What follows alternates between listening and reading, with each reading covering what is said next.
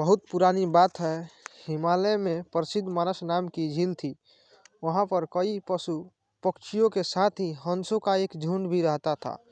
उनमें से दो हंस बहुत आकर्षक थे और दोनों ही देखने में एक जैसे थे।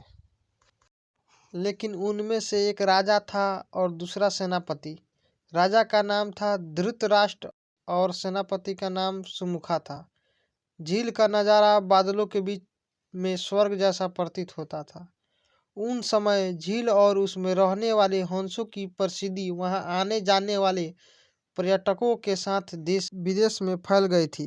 वहां का गुणगान कई कवियों ने अपनी कविताओं में किया, जिससे प्रभावित होकर वाराणसी के राजा को वहां नज़ारा देखने की इच्छा हुई।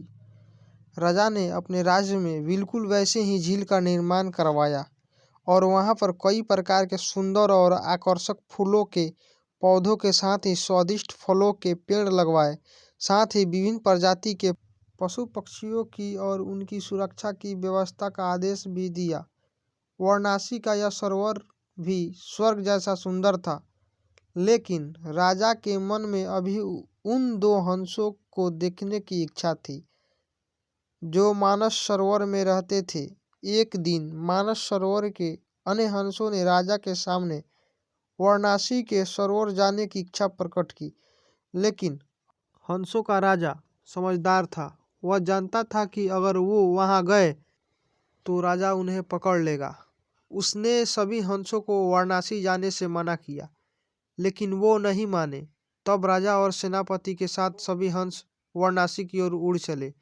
जैसे ही हंसों का झुंड उस झील में पहुंचा तो अन्य हंसों को छोड़कर प्रसिद्ध दो हंसों की शोभा देखते ही बनती थी। तरह तरह के चमकती उनकी चोंच सोने की तरह ही नजर आते और उनके पैर और बादलों से भी ज्यादा सफेद। उनके पंख हर किसी को अपनी ओर आकर्षित कर रहे थे। हंसों के पहुंचने की खबर राजा को दी गई। उसने हंसों को पकड़ने की युक्ति सोची और एक रात जब सब सो गए तो उन हंसों को पकड़ने के लिए जाल बिछाया गया। अगले दिन जब हंसों का राजा जागा और भ्रमण पर निकला तो वहां जाल में फंस गया। उसने तुरंत ही तेज आवाज में अन्य सभी हंसों को वहां से उड़ने और अपनी जान बचाने का आदेश दिया।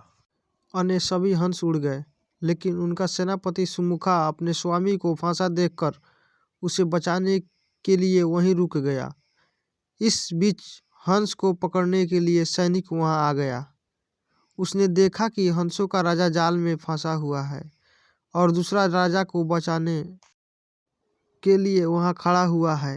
हंस की स्वामी भक्ति देखकर सैनिक बहुत प्रभावित हुआ और उसने हंसों के राजा को छोड़ दिया। हंसों का राजा समझदार होने के साथ साथ दूरदर्शी भी था। उसने सोचा कि अगर राजा को पता चलेगा कि सैनिक ने उसे छोड़ दिया है तो राजा इसे जरूर प्राण दंड देगा। तब उसने सैनिक से कहा कि आप हमें अपने राजा के पास ले चलें। यह सुनकर सैनिक उन्हें अपने साथ राजदरबार में ले गया। दोनों हंस सैनिक के कंधे पर बैठे थे। हंसों को सैनिक के कंधे पर बैठा देखकर हर कोई सोच में पड़ गया। जब राजा ने इस बात का रहस्य पूछा तो सैनिक ने सारी बात सच सच बता दी। सैनिक की बात सुनकर राजा के साथ ही सारा दरबार उनके साहस और सेनापति की स्वामी भक्ति पर हैरान रह गया और सभी के मन में उनके लिए प्रेम जग उठा। राजा ने सैनिक को माफ कर दिया और दोनों हंसों के आदर के साथ कुछ और दिन ठहरने का निवेदन किया। हंस ने राजा का निवेदन स्वीकार किया और कुछ दिन वहां रुक कर वापस मानस झील चले गए। कहानी से सीख, किसी भी परिस्थिति में हमें अपनों का साथ नहीं छोड़ना चाहिए।